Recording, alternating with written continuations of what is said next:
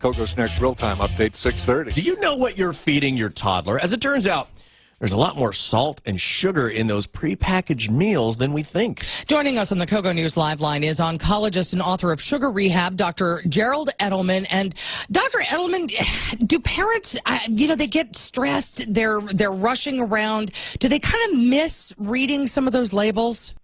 Yes.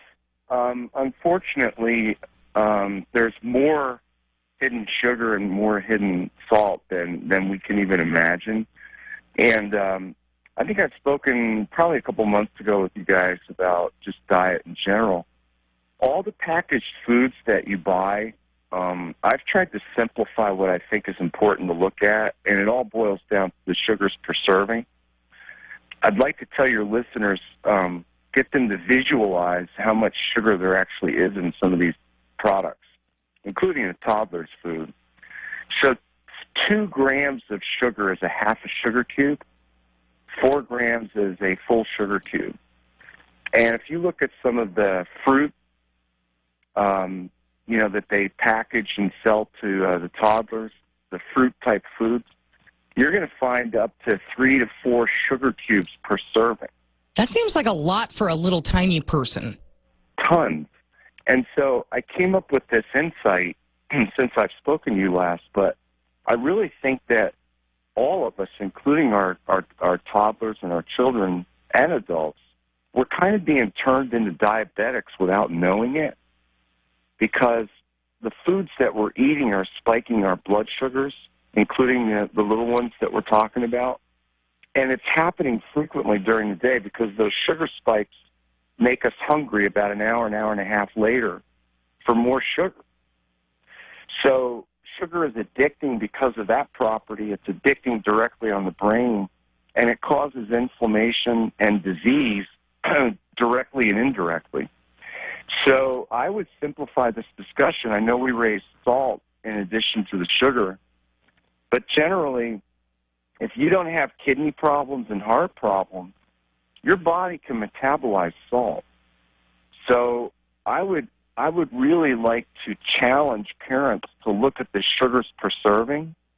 And just like I said in my book for adults, I would limit it to 2 grams per serving or less, and use some sort of guide like that, to either say, I'm going to bring this to my home or I'm not.